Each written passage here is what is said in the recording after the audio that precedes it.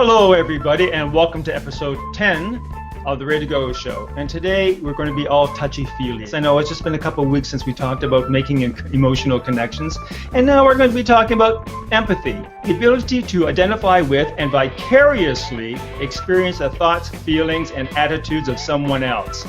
It basically means, do you grok it? Do you understand fully how someone else feels, even maybe more than they do?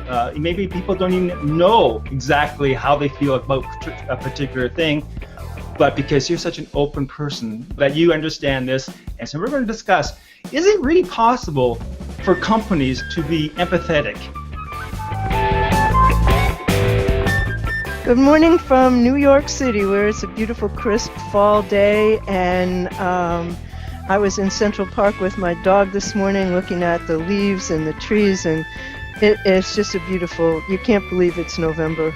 Yeah. Jess, you're telling us in Boulder, you're supposed to get snow, but it didn't happen. Boulder and colder rhyme, by the way. So, just so you guys, it is really cold here. It's not as cold as it could be, and we were supposed to get snow, but the snow went to Denver, and the snow went east a little bit into western Kansas, and missed us. Okay, Scotty, how are things in Seattle? Oh, it's a beautiful blustery day. It's 56 degrees right now, the high for the day, and forecasted winds of up to 50 miles an hour. So I couldn't be happier. Speaking of blustery, so let's talk. We're going to be talking now. We're going to be blustering. You can empathize with me, right? From our site, yes, and I do empathize with you guys, as you know, our winter's coming really fast. So, to repeat, the definition of empathy, is the ability to identify, and I think the important one here is vicariously, living through someone else's experience, the thoughts, feelings, and attitudes of someone else. And I'm going to read something which I put in the event page from our friend Eli Fennell, who is an incredible mind. I just love following this guy because he really writes some really cool stuff. But he wrote this quote in a Google Plus post about another article talking about empathy, and he says, you need to know what the goals of the buyers really are and how those goals influence their needs over the course of the buying process. Well, we know that, right? I mean, that's about building business personas and knowing who your client is. He says this requires some empathy, the ability to understand not only the rational needs of the buyer, but also their emotional and otherwise non-rational motivators, if any. And I think, and what I took from that is that we have to kind of go beyond building client personas and taking data and digesting data to find out who our clients are, what they want. That's a very rational. That's taking algorithms and all that to try to figure out, was this person going to like this product? That's not empathy to me. Empathy is that you have to kind of put yourself in that buyer's place and look at it from their point of view. And do they connect, as we said in the last show, do they connect emotionally to that product or a service? And that's kind of difficult to do. So I'm going to ask the panel to start off the conversation, basically, is what does empathy in a business context look like? I'm happy to start. Okay, you're saved by the bell, Jess. BL's taking it. Well, as I was telling you in the green room, I used to run a company that handled complaints for consumers pre-internet, and I wrote hundreds of letters and got people, new refrigerators and cars and all kinds of things from companies. And my experience with all of those people is that I was sort of like a cross between a shrink and a lawyer, but cheaper and more effective. And my experience was that all people really wanted was for someone to say, I'm sorry that happened to you. Let's see how we can fix that. They just wanted to be heard. And over and over again, I heard nobody would listen to my complaint. And, and if they would listen, they wouldn't do anything about it. So people just want to be heard. But when you talk about a big company, are there minimum wage customer service people going to be empathetic? I think not. Oh, that's an excellent point. You're right, because there's things factoring in that. First of all, their minimum wage. Are they really a stakeholder in the company? Do they really care, as opposed to just clocking in on their job? So maybe that's an issue. That's a business culture thing, and what I was going to start with was empathy, the willingness to listen, the ability to hear without judgment, is a big part of the culture, and it's a top-down. It really can't be a bubbling up effect. It has to start at the top. And I'm going to take, minimum wage out of it, because there are some amazing people that make minimum wage that do a great job, and they want to be there and they want to help, and you see that in their person, versus somebody who is showing up to just punch a clock. And that comes down to, now we're getting into how all the different areas of business, whether it's HR, whether it's customer service, whether it's product development or design, user interface, what those mechanisms are to communicate with customers. Everybody's trying to bring in a piece of empathy from their own worldview, forgetting the most important piece, going back to what you said, Ray, in the sense that we've got to know who our customer is and what their worldview is, and make sure what we're giving them matches. Well, there's a missing piece of what you said, and that is that in a company like Zappos, where a person has the ability to say, I'm going to credit you for that sale, and I'm going to send you something else, or I'm going to make you a VIP, or whatever. If you don't give the people the power to make decisions, if they have to go to a supervisor to make a decision like, yes, you can have a refund, then I'm sorry, but empathy is not part of the formula. Well, you've got someone like basically seconding your statement, and she's, and he's saying, this is John, he's saying that's spot on. People want to know that you'll engage enough to listen to them. He's often found that that can be resolution enough for their complaint. I've been in the situations where I have a complaint, or I bring something back, or I have a question, and you really do feel you're being condescended to. They just want to sort of get rid of you, so they'll give you whatever. Oh, here's a coupon. Or whatever, but not listening to my problem. They're basically processing me, as a troublesome client. Well, I am a troublesome client, and last week I find that very difficult to believe. No. Had a big run-in with Yahoo. And here you have a company the size of Yahoo, and you can't get a human being on the phone. I didn't think that was a good thing. So what they're trained to do in big companies is they have to monitor 24/7 to identify that you might have a real problem, but then they try immediately to get you into a direct message situation rather than to have your complaint in public. My advice to anybody with a problem is don't go there. Keep your complaint in public. And, I went back and forth for almost an entire day until I found out that this is Yahoo. How many people work there? How many thousands? There are 5, count them, 5 people on what they call their customer concierge team who are there to handle the complaints that actually get escalated to the point where somebody really better do something. So, is that empathy? I don't think so. First question was, what does empathy in marketing look like? And evidently it doesn't look like that. So, Jess, if you that's what I was going to swing right back around to that too, Ray, in the sense that we're talking about people that are having problems that get put in the news. What about all the companies that do have really great empathetic processes and interactions and approaches to the world? And we're not talking about kind of floated away. Can you give us an there. example, Jess, of a company that's an empathetic company? Chewy.com. Where you can get my dog food. They answer their phone 24/7, and if you have any kind of problem, there's a lovely person on the other side of the phone who's truly apologetic about it and fixes it. Zappos is another one. I like Evernote's service. I like how they train their employees at White House Black Market. I mean, I by the way, they have created a loyal customer out of me, and it's really hard to get me to be loyal to anything. So they've done a really good.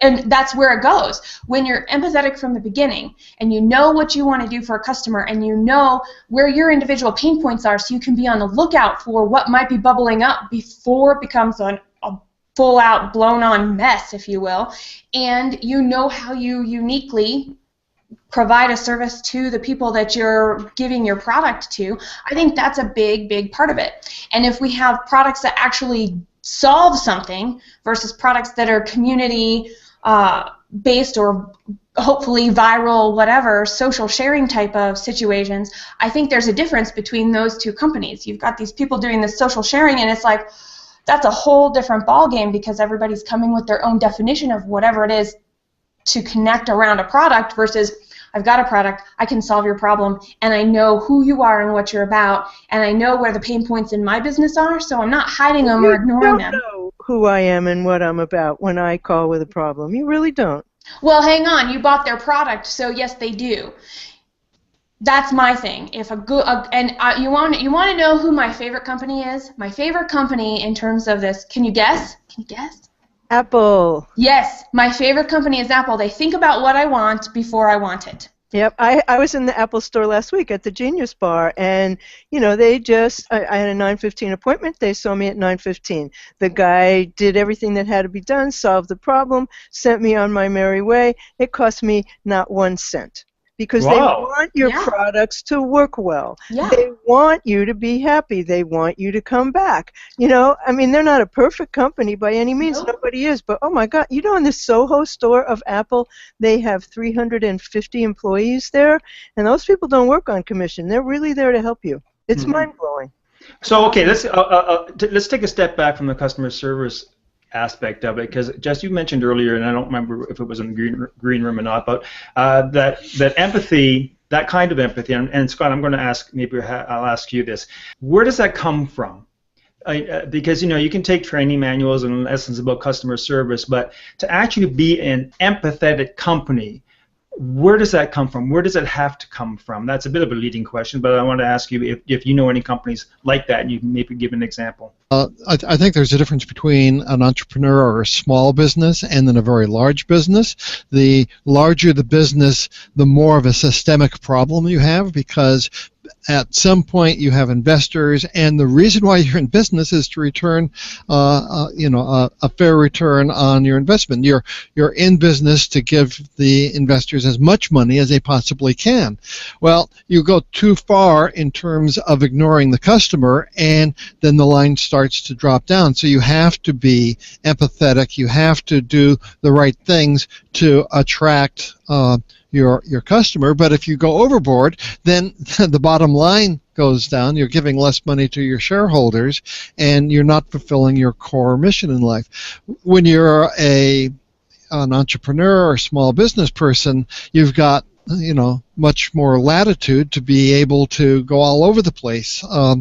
And if you want to be empathetic, you certainly can, and in fact, that gives you a competitive edge. The larger the company, the larger the business, the more difficult it is. You have to maybe call upon something that is inside you. You are just a good person inside, so therefore you might go beyond that minimum empathy that is required for the return on investment for the stockholders. You are either extremely empathetic or you're psychic, because that's a great lead-in to my next point I want to make, and that being, do you think perhaps, because we talked about the social media, and this comes in the context of social media, we always use the example of social media taking us back to the village square, where we get to know someone personally.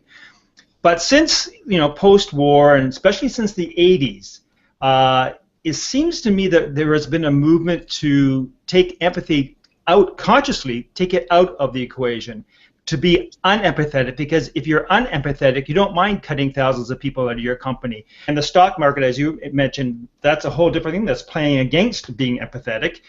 So now you have the social media thing, and everybody talking about being social and social marketing, which clashes with that. And maybe that's why people are having an issue with it. And maybe that's why smaller companies are more able to pivot into that kind of role than big companies who are kind of set, especially public companies who have to answer to their shareholders. I'm just throwing that. Okay, I got to jump in. The thing here's the bigger the company, I actually think it's interesting that you say the empathy is taken out, and we're all about efficiency or streamlining if we're part of a bigger company because we have to cut jobs. There were some very big macro global economic events that caused companies that were continuing to do things the same way, and they didn't pull their head out of the sand, and then they had to make some really, really tough choices. And I bet you those tough choices were put off by the people who had to make them as long as possible, because we are all human and we hate to see other people in pain. That's just something, I mean, there are a few of us that aren't like that, but in general, the majority of us, we don't want to see people get hurt. And I think we tend to avoid problems or address symptoms or shuffle them to the side instead of dealing with them inside companies until it's too late. You have a good point, Jess. I mean, the first time I ever fired anybody, I agonized over this. I mean, still do that. I was up nights. I kept giving him chances and chances and chances, and finally I said, "I'm sorry, this just is not working out." And you know what he said? "You really should have fired me a long time ago." So he knew it was coming, which I think is hilarious. Yeah, but I'm talking about people who are so far removed from people. But I don't think they are. That's the thing. But there's a whole period there where they were. I mean, I don't know. You have to watch Wall Street, or isn't there a presidential candidate or someone who wanted to run? Mitt Romney, lost the election partially because he had a hedge fund that, the business model was to go in to buy and under something or other, extract the resources, fire people, and then turn it around and make a big profit. And then dogs on the roof when he went on vacation. It was all over. Yeah. So let's get to the second, because I love this conversation. I should have to think of this for another show. There's a Maslow's hierarchy as well. The only reason, or maybe one of the reasons why Apple can be so empathetic is because they're the wealthiest company in the world, and they can afford to do this. They've got they're rolling in so much money. Not that way. But that's very obvious. Which came first, the chicken or the egg? Somehow they found that sweet spot. But I'll guarantee you that if over the next 15 years that money dries up and then all of a sudden they've got, huge big problems, that customer service that you really love, that's eventually going to go away. What's interesting about Apple, and excuse me for taking a little bit of a detour, but they've built such a formidable brand loyalty that people really identify with it. So they don't have to do social media. They don't have to talk, about the brand and how much they care about you and all that, because they show it in their service and in their products. And people really love to be associated with them. I'm sure people probably have tattooed an apple on their ankle. I mean, they know the value of that. So I'd be very surprised if that changed. I think, but because that's an example. And that is Dell. And when Dell took their eye off the donut, and went into the hole, I mean, Michael Dell let his company go down the tubes. People were complaining in droves, including me. I was one of the proponents of Dell hell. I mean, I ended up getting a whole lot of money from that company because of the terrible, shoddy computers they were selling at the time. And Michael Dell had walked out of his company the way that, Steve Jobs was fired at one time. They had to bring him back. And that company still hasn't come back from that, because they did not listen. Okay, so how do we go about being an empathetic company? How do you do that? Because as you said, I mean, it's a company culture thing, so it has to come from the top down. How do we go about being an empathetic company? Treat your employees right.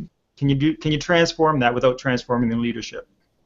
No, I don't think you can. I don't think you can. And I think the first thing is to look at the vision, mission, and values. Because the vision, mission, and values of a company is going to articulate how much empathy will trickle down, if any at all, would be my thought. And then if you're looking at your middle managers who end up getting all of the things shuffled too, right? The symptoms people don't want to deal with in their company, where they think the problems are because they're the loudest, they're the squeaky wheels that might actually just be indicative of something larger underneath. Those middle managers really need some help, and it's hard to have to deal with that stuff on a regular basis over and over and over again. And really, I think it comes down to problem solving. If you can problem solve, you can recognize, is this something I can fix or not? And then there's some relationship building in here across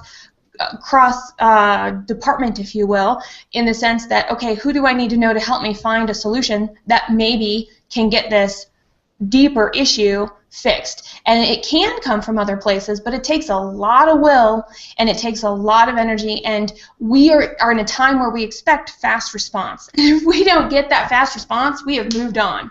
And because our customers think that, we as employees and us, when we're in the consumer role, we might think that, but we have to think differently when we're sitting in our role at our computer, behind our desk, or in front of a client, or wherever we happen to be working or not working, because things move slowly. They're not necessarily instantaneous. The front side could look really great, and you're doing a great job if it looks instantaneous. Recognizing there's a whole bunch of work behind the scenes is something that typically gets missed, and we don't give ourselves the time. Do stores still do ghost shoppers? You know, that kind of thing where you'd hire someone to be a shopper. Because I'm wondering, maybe not just department stores. Maybe all businesses could kind of do that. Have someone, you know, basically walk the steps of a client. It kind of depends on what you want to compete on as well, because, you know, you want a competitive edge, and maybe empathy is one way. It might be that you want to compete on price, and even though I love Amazon, and I think that they treat their employees really great, the New York Times disagrees with me, and it might be that they can hire drones instead of people, and, you know, have very cold warehouses, but boy, I sure like that, to be able to purchase from amongst 300 million products and have one of the best prices around. Well, I think there's a contract when the customer goes to a place for just the price. That's it. You have no kind of emotional connection to a company, but they always have the lowest price. I think in your head, that's a contract that you're signing. I mean, you're saying, I'm not expecting anything else. This is the cheapest place. I'm going to go for the price. Do you think most people fit that demographic?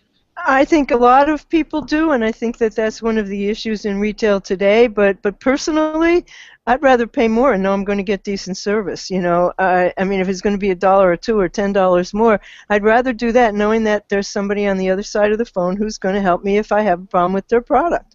And maybe that's a luxury we have, BL, that maybe that other people don't. You know, because I mean, look at Walmart, who evidently is tanking a bit. They're having some issues with their stock. So I don't know. I mean, you're right, Scott. And maybe we're talking about a certain strata of company that if you're like Dollarama, do you have Dollarama, that kind of thing down there in the States? Dollar stores? Kind of definitely a store you go to, not for the ambiance when you walk into the store, but you go there because it's cheap. You don't want a connection with the sales staff, God forbid. But, you know, you go there for it's cheap. So talking about empathy with a company like that maybe kind of, you know, doesn't make any sense. Kind of irrelevant. I don't know. You know? Nonetheless, you know, there was a store like that in my neighborhood, and it just so happened that the guy behind the counter was a really sweet guy, and he did care about what you did. It's about the people that you hire, and it's about the leeway that you give them to make decisions, and, you know, most companies don't.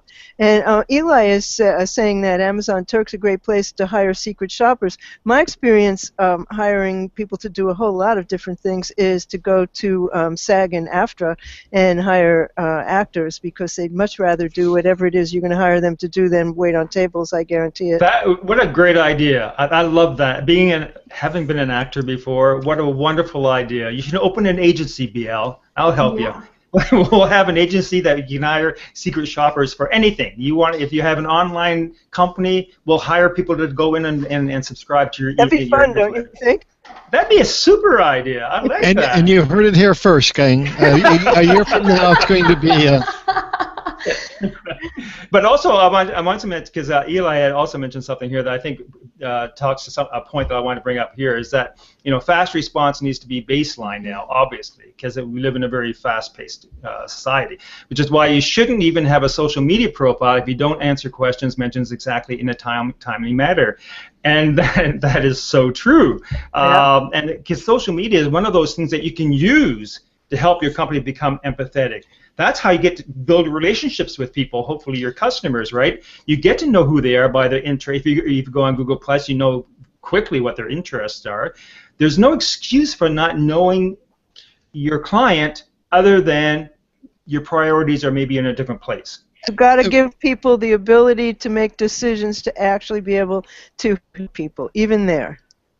We haven't talked about one big, you know, the elephant in the room maybe, and that's monopolies. Because if you're a monopoly, and I've got a graphic here I'd like to share in the closing minutes of the show. It's Lily Tomlinson and Tomlin. I mean, and what it is that she said, the next time you complain about your phone service, why don't you try 2 Dixie cups with a string? We don't care. We don't have to. We're the phone company. I was mentioning when Scott, you know, we go back to this, you know, the rationale, you know, when in companies, oh no, we can't do that because the budget says no. Or no, the programming doesn't allow us to do that. It's our policy. Or one time I was at Future Shop and I was saying, really? I had to go up and down the escalator 3 times to just do one exchange? Well, that's kind of how we do the system because it works seems the best. I said, well, for who? And that's, the point. We get locked in the systems and they don't think about the customer. They're talking about internal systems that benefit them, not us. Right? Well, okay, I'm going to close with this, that just because it benefits them, if they've done it right and they've done their research and they've solved a problem and they know they're solving a problem and not a symptom, the end goal for things like that are because it ultimately helps consumers. Now, if it doesn't, there's some tweaking that can occur, but think about ticketing systems. Think about the do-it-yourself stuff that people have moved to help people help themselves faster. Oh, there's a special place in hell for that, Jessica. There is. There's, this whole self-serve thing is just some sort of propaganda they put. But here's the thing. No, we're going to go over because this is really important, and I think you're right. They thought it would be this magic bullet because that's what they were sold. Customers want to help themselves, so let's put every answer to every customer service problem out there for our people to peruse. They're going to love it. Which is, I'm like, dude, no, because your problem, BL, is going to be slightly different than Ray's problem, which is going to be slightly different than Scott's problem, and maybe all of them together have a common element, but my particular problem was not solved, and I'm not going to wade through hundreds or even 10 or even 5 options to try and figure out my problem.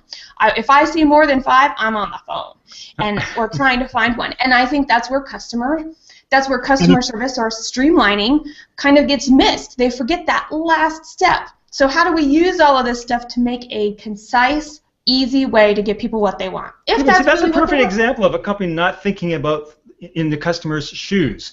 Even as simple as websites. Oh, if you want this information, you have to click over here. And click over here if you want to find that. But then go back to this click if you or it's like I had this discussion with George because I do most of the grocery shopping, and our grocery store they had put those self-serve checkouts, which I abhor. Oh, I hate those. And because I can never figure them out, and then you end up sending someone over, and by the time, and I'm thinking, something? That might work if you're going to take 10% off my grocery bill, since I'm doing the work for you. But why would I do all this work myself and pay the same amount of money that I would if I had someone else checking that out? I just don't get it, and they think they're doing us a favor. Anyway, we've gone over time, and since we're over time, I just want to give each of you a chance to with a farewell quote or something or advice before we take off. So Jess, BL, we'll start with BL. Well, I don't think a lot has changed since the days when I did consumer complaints by writing letters to the president. If you don't get an answer right away, and 15 minutes is a dog year in internet time. If you don't get an answer right away, go online, find out who the president is, call the company, ask for the president's office, and somebody there is going to help you if they answer the phone. At Yahoo, they don't. Nice jab there, BL. Jess. I don't know how to follow that up. So it was perfect, BL. That was perfect.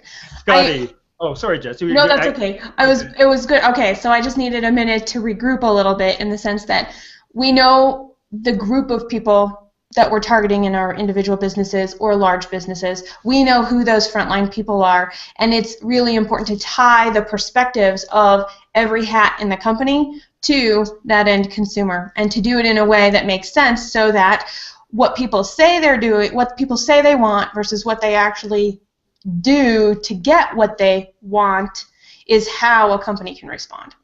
Scotty. And I'm going to wrap it up just by saying I've got a sneaking idea that the blab that's going to be following this show is going to be lively and very interesting. Well, thank you. Yeah, so we have a post-show blab, but today I'll be starting at 1 o'clock. We try very hard not to talk about blab in our blabs, but that's proving very, very, very difficult. So anyway, I hope you can join us. It's blab.im, Ray Hiltz.